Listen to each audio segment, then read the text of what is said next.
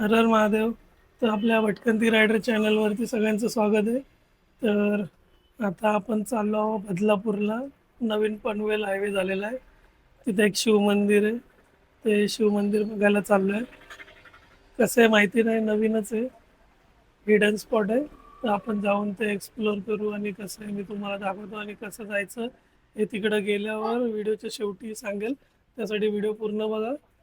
तर चला निघूया. रितेशला घेऊ आणि जाऊ पुढं. रितेश आणि मी निघालोय. बदलापूर हायवे पकडला आणि सरळ पुढं आलो. कार्मेल शाळा सोडली की पुढं सिग्नलला मॅगडी लागते. तिथून राईट टर्न मारला की पाण्याची टाकी लागेल आपल्याला पुढं आल्यावर. तिथून पुढं राईट हाताला माधवेश्वर शिवमंदिरचा बोर्ड लागतो. तिथं आतमध्ये जायचा रस्ता काय एवढा खराब नाही आहे की आपली गाडी जाणार नाही. आरामात कोणती पण गाडी जाते. तर समोर तुम्ही मंदिर बघू शकता. ते आहे माधवेश्वर शिवमंदिर. छान आहे मंदिर. जास्त गर्दी नसते आणि असं पण आपण सकाळी सकाळी आलो. सकाळी सकाळी सहसा लोक येत नाही. मंदिर खूप मोठं आहे, तुम्ही बघू शकता. आणि या मंदिरात दोन मंदिर आहेत. एक गावदेवी मंदिर आणि महादेवांचे मंदिर. तर गावदेवी मातेचे दर्शन घेतले आपण. बाहेरचा स्पेस बघा खूप मोठा आहे आणि आजूबाजूचं वातावरण पण भारी आहे मंदिराच्या. एकदम निसर्गरम्य. तर आपण नंदी महाराजांचे आशीर्वाद घेऊन मंदिराच्या आतमध्ये आता प्रवेश करूया. मंदिराच्या आत प्रवेश केल्यावर खूप छान वाटतं आणि मग महादेवांचे दर्शन घेऊ. महादेवांचे दर्शन घेतल्यानंतर आपण तिथं बराच वेळ बसलो. थोडं फोटोशूट केलं आणि मग नंतर आपण बाहेर आलो. प्रसाद घेतला स्वतःच्या हाताने. हे माझ्या मागं मंदिर बघताय, हे महादेवांचं नवीन मंदिर झालेलं आहे. आपण आता बदलापूरवरून जो पनवेल हायवे बनलाय त्या रूटला बरंच पुढं आल्यावरती तुम्हाला एक बोर्ड दिसेलच, माधवेश्वर शिवमंदिर तिथं आहे. तर मंदिर कसं वाटतं सांगा आणि तुम्ही पण नक्की या. एकदम शांतता आहे, जास्त लोकांना माहिती नाही आहे. आणि आता इथून आपण जाऊया कोंडेश्वरला. कोंडेश्वरला जाऊ देतील की माहिती नाही, पावसाळ्यात बंद असतं. तर आपण आता निघूया कोंडेश्वरच्या रस्त्याला. आणि हे माधवेश्वर शिवमंदिर आहे तिकडं, तुम्ही पण नक्की या, खूप सुंदर आहे. तर चला निघू कोंडेश्वरला. तर आता आपण निघालेलो आहोत कोंडेश्वरला. पनवेल हायवेवरून आले की आपण राईट मारतो आणि हे बघा इथं स्विमिंग पूल तयार झालंय. अजून काही पाऊस जास्त पडला पण नाही. मग तिकडून खरवाई नाक्यावर आलो की आपण राईट मारतो कोंडेश्वरच्या रस्त्याला. आणि पावसाळ्यात आहे ना कोंडेश्वर खूप सुंदर दिसतं मित्रांनो. नदीचं पाणी, तिथलं वातावरण हिरवगार असतं एकदम. डोंगर बघायला पण मजा येते. तर डोंगरांची हे बघा झलक कशी झाली. मग आता बघूया नदीला पाणी आलंय की नाही समजेल आपल्याला. बघूया भावांनो, कोंडेश्वरला पाणी आता चांगलं आलेलं. ही नदी बघूनच समजतं आपल्याला. आणि वातावरण बघा तुम्ही, इथलं मस्त हिरवगार झालेलं आहे थोड्याशाच पावसामध्ये. पाऊस थोडासा आहे पण एकदम खतरनाक आहे. भोज डॅम ते हा कोंडेश्वरला जाताना लागतो आणि भोज डॅमला पण आता पाणी आलेलं आहे. हे बघा, बऱ्यापैकी बऱ्यापैकी म्हणजे खूपच पाणी आलेलं आहे. यावरूनच समजतं की पाऊस एकदम चांगला झालेला आहे.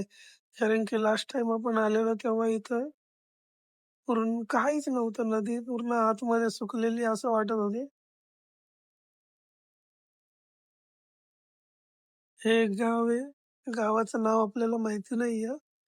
आता आपण कोंडेश्वर मंदिर जवळ आलो. हे बघा कोण आहे तिथे.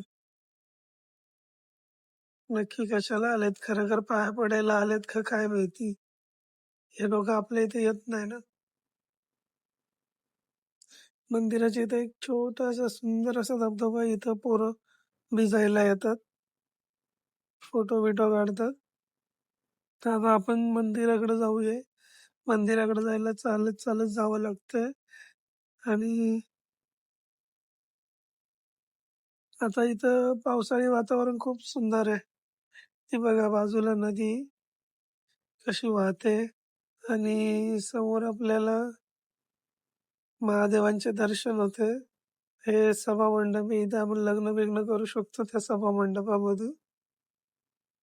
बाजूने असा व्ह्यू आहे मंदिराचा आणि समोर बघा एक वॉटरफॉल दिसत असेल आणि ही नदी. आहा! मस्त वाटतंय.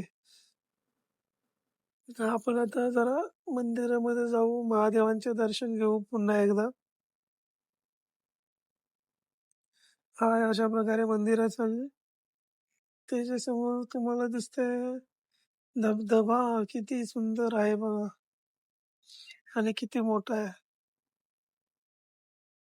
लोकं हाच धबधबा बघण्यासाठी लांबून-लांबून येतात आणि महादेवांचं दर्शन घेण्यासाठी येतात. कारण कोंडेश्वरचा हा धबधबा खूप प्रसिद्ध आहे.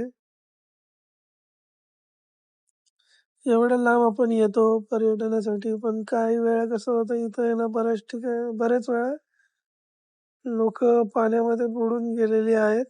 कारण हे जे तुम्हाला पाईप लावलेले दिसतात ना बॅरिगेड, त्यासाठीच लावलेले आहेत, की लोकांनी तिथं नको ती कामं नाही करायची. येतात. आपण कशासाठी आलोय? निसर्गाचा आनंद घेण्यासाठी, निसर्गाशी मजा-मस्ती करण्यासाठी नाही. तर आधी आपण दर्शन घेऊ आणि नंतर पुढच्या गोष्टी बोलूया. गर्दी नसल्यामुळं आपल्याला कोण डिस्टर्ब करायला नव्हतं. तिथं पण आपण महादेवांचे दर्शन घेतले. थोडा वेळ बसलो मंदिराच्या गाभाऱ्यातच.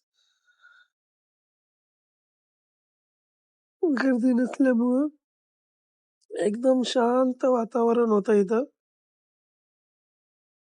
देवीचा पण आशीर्वाद घेतला. तिची बरोबर महादेवांच्या शिवलिंगच्या मागच आहे. गणपती बाप्पा पण आहे शिवलिंगच्या मागं. मग नंतर आता पब्लिक यायला लागली. जसा टाईम व्हायला लागला तसा मग आपण बाहेर आलो. बाहेर आलो की बरेच देवी-देवता आहेत.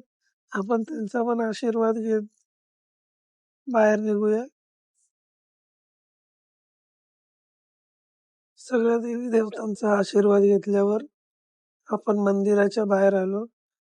तिथं पण महादेवांचे दर्शन घेतले आणि इथून धबधब्याचा व्ह्यू खूप सुंदर होता. तुम्ही पण नक्की आता पावसाळा सुरू झालाय तर कोंडेश्वरला यायला खूप गर्दी असते पब्लिकची.